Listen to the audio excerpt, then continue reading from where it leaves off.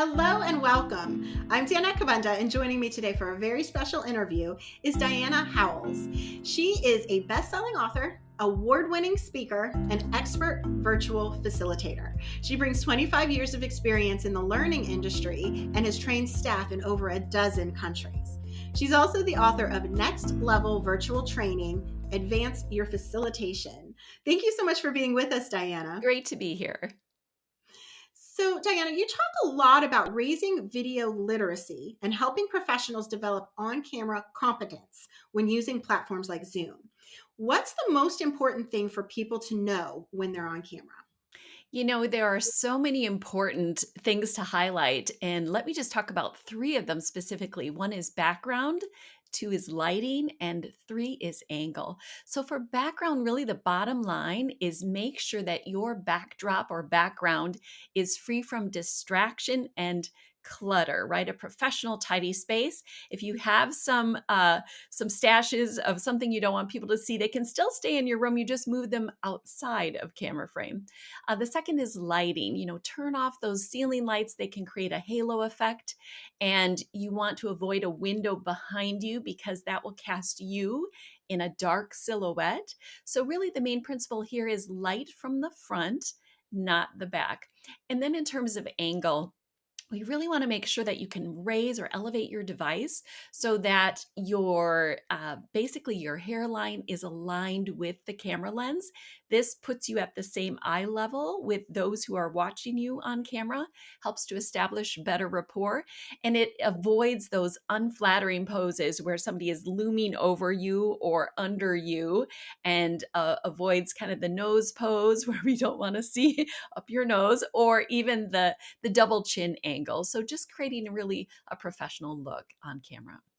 Oh, I love it. And as you're saying that, I'm looking around making sure I'm not doing anything wrong. So thank you for sharing. Works great.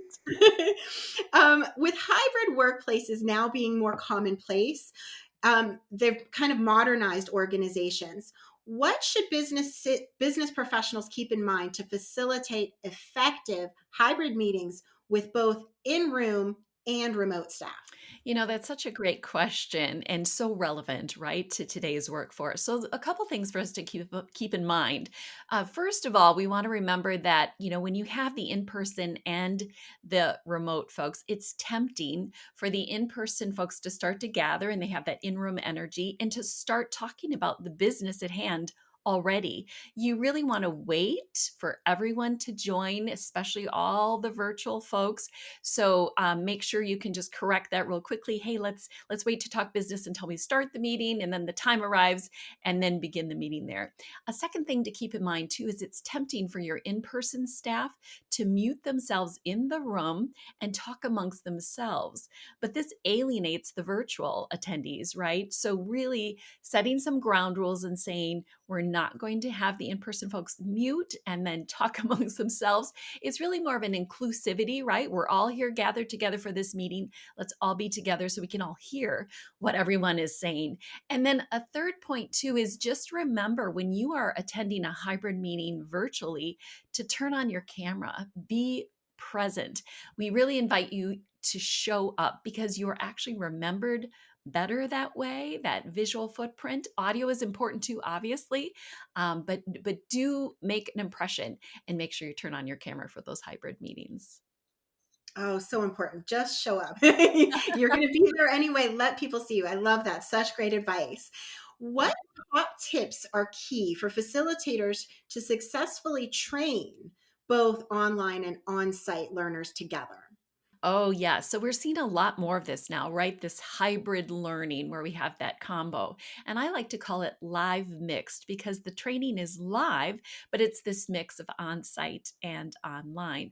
And so, a couple things to keep in mind there's so much to manage, so much more to manage technically that I really encourage folks to use co facilitators. So, you have a facilitator who's online at the same time that you have a facilitator who's in the room. And they can be either one could be a lead facilitator, but this allows for assistance if there's technical issues, and you have an anchor for all the learners in each venue. A second thing to keep in mind is really prioritize audio. Invest, if you can, most of your budget in really getting a great audio system, because good audio is even more important than good video. So that's really important, and make sure to remind your in-person attendees, if they bring their laptops, turn off their speaker volume so we don't get feedback loops when you use the conferencing system in the room.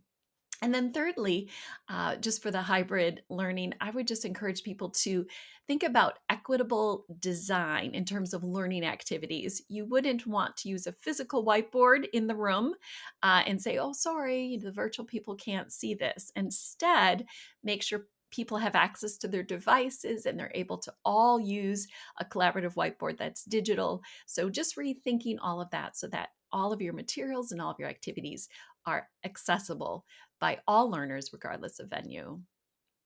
Oh my goodness, I love this. The inclusivity and the secondary facilitator is key. Like all just the panic you feel when something technically goes wrong.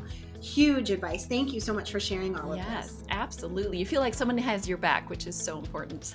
Exactly. Oh my goodness. Thank you so much. To learn more about Diana, her book, and all of her projects, please visit her website at howlesassociates.com.